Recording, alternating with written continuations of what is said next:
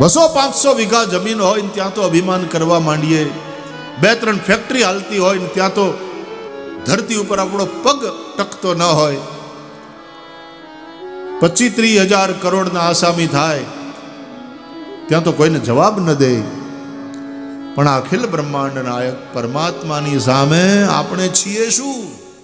ભગવાન સચ્ચિદાનંદ ઘન છે.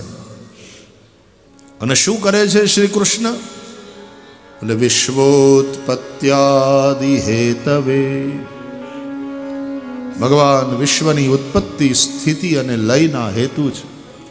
ભગવાન આ સૃષ્ટિનું સર્જન કરે છે, ભગવાન આ સૃષ્ટિનું પાલન કરે છે, અને અંતે એક સમય આવે ત્યારે આ બધું સમેટી લે છે, એનો વિનાશ કરે છે. આપણે આખો મંડપ બનાવ્યો, સમૂહ લગ્ન એના મંડપ બનાવ્યા, આ બધાને જમવા માટે એના વળી અલગ મંડપ બનાવ્યા, એ હવના ઉતારા માટે બોલે એની અલગ વ્યવસ્થા કરી. આટલા બધા વાહનો આવશે, આટલા બધા લોકો આવશે એટલે ટ્રાફિકને કંટ્રોલ કરવાની વાત અને પાર્કિંગ માટેની વ્યવસ્થા એ બધી કરવી પડી. મહેમાનો આવે, વીઆઈપીઓ આવે, એના સ્વાગત માટેની ને એ અલગ વ્યવસ્થા કરવી પડી.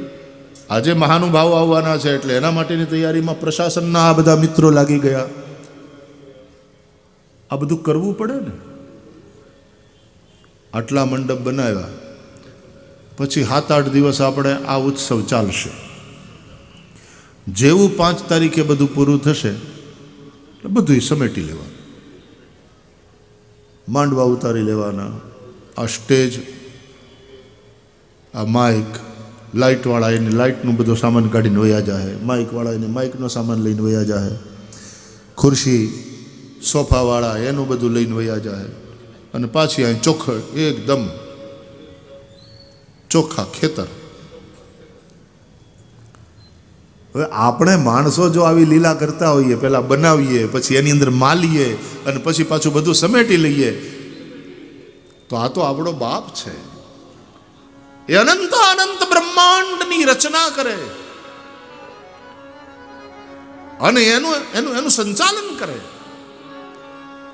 એ રચના કરે, બનાવે ત્યારે એને બ્રહ્મા કહેવાય. એનું સંચાલન કરે ત્યારે એને વિષ્ણુ કહેવાય. અને પછી પાછું એક સમય આવે એટલે બધું સમેટી લે. એ સમેટી લે ત્યારે એને મહેશ કહેવાય. આ બ્રહ્મા, વિષ્ણુ અને મહેશ આવા 3 રૂપ છે એ પરબ્રહ્મ પરમાત્મા.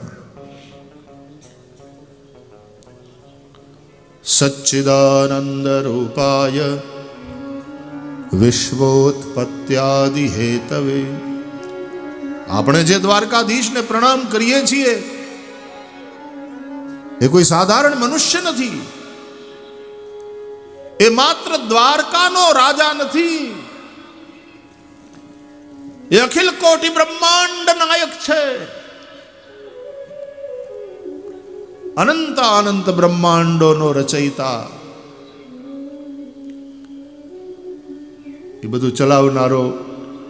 હવે આવડી આટલી ખાલી ઘડિયાળ છે અને આમ જ્યાં છોડી દઉં તો હેઠી આવે છે. કેમ? ગુરુત્વાકર્ષણ પૃથ્વીનું, એટલે પદાર્થ નીચે પડે. આટલા વજનની ઘડિયાળ જો આમ હેઠી આવતી હોય તો આખી પૃથ્વીનું વજન કેટલું થાય ભાઈ? આખી પૃથ્વીનું વજન કેટલું? વૈજ્ઞાનિકો માપવામાં સફળ થયા છે કે પૃથ્વીનું વજન આટલા ક્વિન્ટલ, કે પૃથ્વીનું વજન કેટલું. હવે એ પૃથ્વી અવકાશમાં તરે છે. આ મેળામાં તમે જાઓ ને એટલે હાબુવાળા પાણીમાં ઓલી ભૂંગળી નાખી અને પછી એને બોળી અને છોકરાઓ ફૂંક મારે ને એટલે એમાંથી કેટલાય બબલ્સ, પરપોટા એ બધા નીકળે ને હવામાં તરે. એ બબલ્સ જેમ હવામાં તરે એમ પૃથ્વી, ગુરુ, શુક્ર, બુધ, શનિ, આપણી સૂર્યમાળાના આ બધા ગ્રહો તરે છે અવકાશમાં. કેમ પડી જતા નથી? સૂર્ય એ તો બહુ મોટો છે, અને સૂર્યની સામે આપણા ગ્રહમાળાનો આ સૌથી નાનો આવડો આ ગ્રહ બુધ, એ સૂર્ય છે ને એ સમજી લો કે સફરજન જેવડો છે, તો બુધ છે ને એ કાળા મરીના દાણા જેવડો છે. એક બાજુ સફરજન રાખો ને એક બાજુ કાળું મરી રાખો, એનો દાણો રાખો, એટલી સાઈઝનો છે. પણ આપણા સૂર્ય કરતાંય કેટલા મોટા સૂર્યો સ્પેસમાં છે. તમે વિચાર તો કરો, આ બધું કોણે બનાવ્યું? આ ઘડિયાળ છે તો આ ઘડિયાળનો બનાવનારો કોક છે, કારણ વગર કાર્ય ન હોય એમ કોઈક તો બનાવવા વાળો છે. એટલા માટે કવિ કાગે કહ્યું કે જણ ધરતી તણો પિંડો કર્યો, એ રજલાવ તો ક્યાંથી હશે. 5 પછી માટલા ઘડવા હોય તો કુંભાર જાય, ખાળિયા ખોદી માટી ગધેડાના ઉપર લાદી અને લઈ આવે. એ માટીને સાફ કરે, એ માટીને કેળવે, ખૂંદે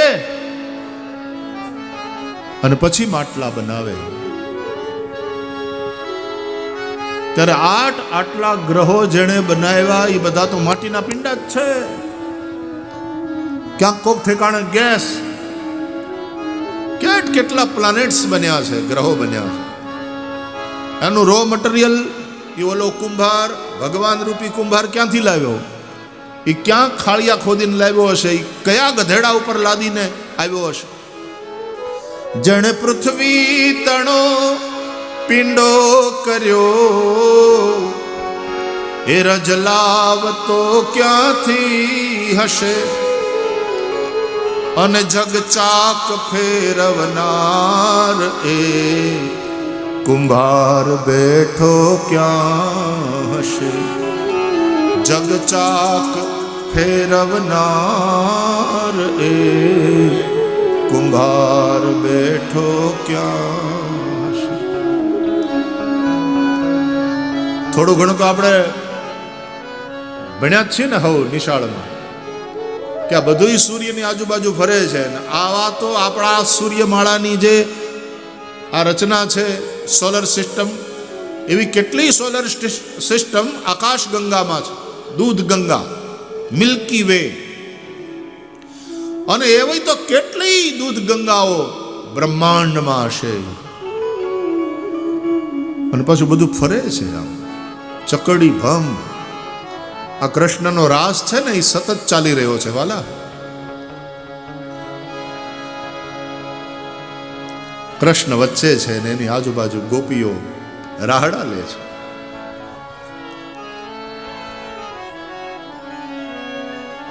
અદ્ભુત રચના છે મારા વાલાની. તમે વિચાર તો કરો કે એ પરમ સત્યની સામે આપણે કોણ? 200-500 વીઘા જમીન હોય ને ત્યાં તો અભિમાન કરવા માંડીએ. 2-3 ફેક્ટરી હાલતી હોય ને ત્યાં તો ધરતી ઉપર આપણો પગ ટકતો ન હોય. 25-30 હજાર કરોડના આસામી થાય ત્યાં તો કોઈને જવાબ ન દે. પણ અખિલ બ્રહ્માંડ નાયક પરમાત્માની સામે આપણે છીએ શું? કઈ નહીં. કાળી કાળી વાદળીનો ગોવાળ કેવો કાળો હશે, અનવીણ આંચળે દોહનાર ગોવાળિયો કેવો હશે. કીડીને કણને હાથીને મણ, હવને રોજી રોટી ચૂકવે એ શેઠિયો કેવો હશે. એ જાણવા જોવા તણી, એ જાણવા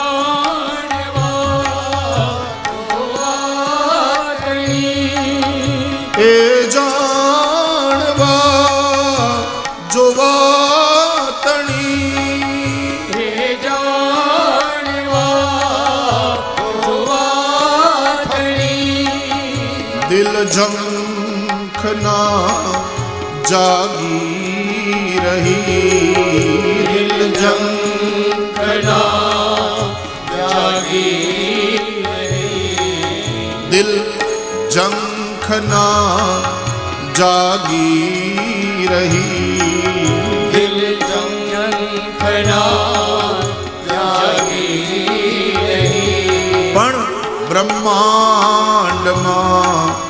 ભટકી અને અંતે મતી અટકી રહી, બ્રહ્માંડમાં ભટકી અંતે મતી અટકી રહી, બ્રહ્માંડમાં ભટકી અને અંતે મતી અટકી ગઈ, બ્રહ્માંડમાં ભટકી અને અંતે મતી અટકી ગઈ. આ જાણવા માટે થઈ, આ જોવા માટે થઈ દિલમાં ઝંખના જાગી, પણ અંતે બ્રહ્માંડમાં ભટકીને મતી અટકી ગઈ. કારણ એ પરબ્રહ્મ પરમાત્માને બુદ્ધિથી માપી ન શકાય. બ્રહ્મ અતર્ક બુદ્ધિ મન બાની. એ ભગવાનને તો આપણે શ્રદ્ધાથી જ માનવો પડે, અને માનવાના કારણ છે. તો પરબ્રહ્મ પરમાત્માનો અખિલ બ્રહ્માંડ નાયક પ્રભુનો રાહડો એ સતત બ્રહ્માંડની અંદર ચાલે છે. શ્રીમદ ભાગવતની રાસલીલા એ તરફ જ ઈશારો કરે છે. આ રાસ નિરંતર ચાલી રહ્યો છે. તો જે ભગવાન અનંત અનંત બ્રહ્માંડોનું સર્જન કરે છે, પાલન કરે છે, અંતે એને સમેટી લે છે. ચોપાટ આમ માંડીએ અને પછી ચોપાટ રમીએ અને પૂરું થાય એટલે પાછું બધું હમેટી લઈએ. એમ વિશ્વોત્પત્યાદિ હેતવે, વિશ્વની ઉત્પત્તિ, સ્થિતિ અને લયના જે હેતુ છે એવા ભગવાન દ્વારકાધીશ પ્રભુને, ભગવાન શ્રી કૃષ્ણને અમે સૌ નમસ્કાર કરીએ છીએ.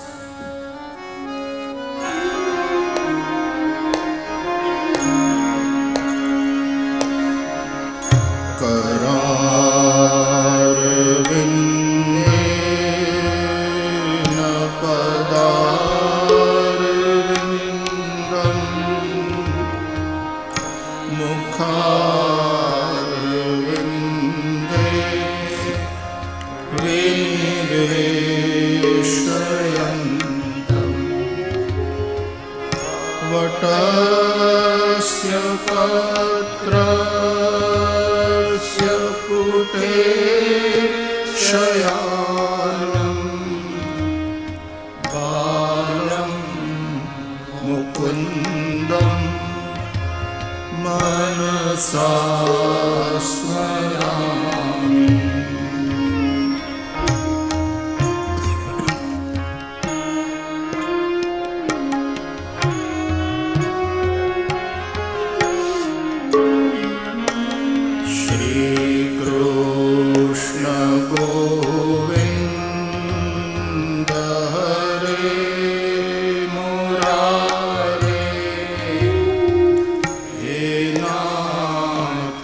नारायण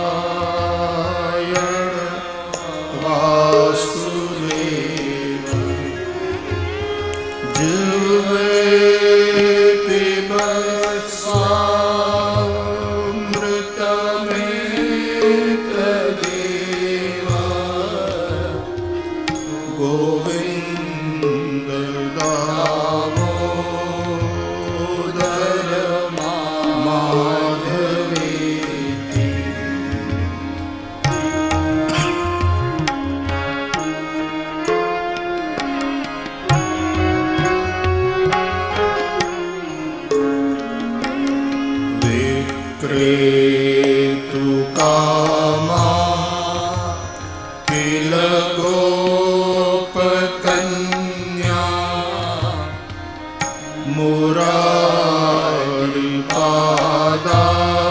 मुरारिपादार्पित चित्तवृत्ति दध्यादिकं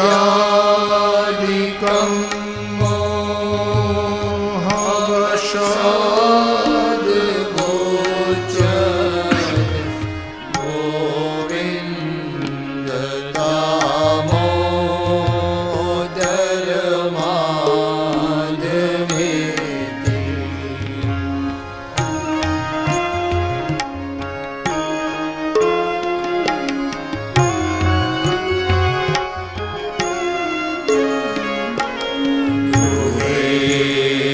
गृहे गोपवधू कदम्बा सर्वे मिलित्वा समवाप्य योगम् पुण्यानि नामानि पठन्ति नित्यम् गोविन्द दामोदर माधवेति।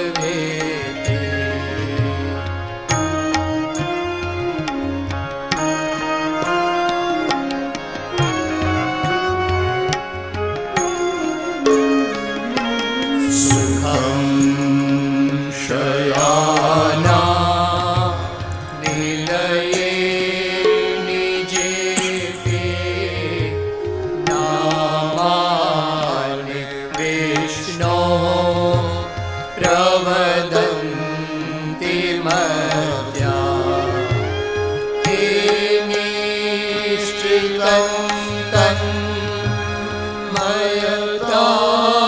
व्रजन्ति गोविन्द दामोदर माधवेति।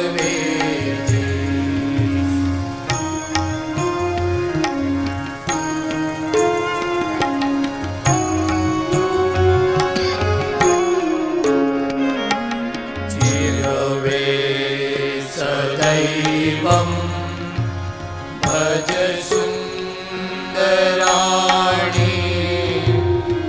नामानि कृष्णस्य मनोहराणि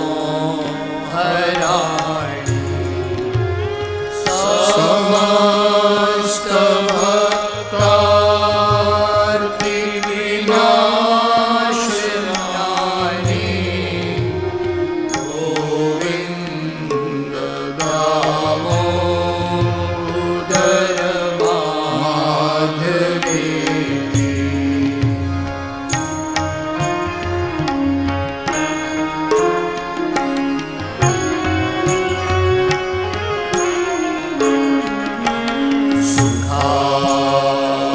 सुखावसाने इदमे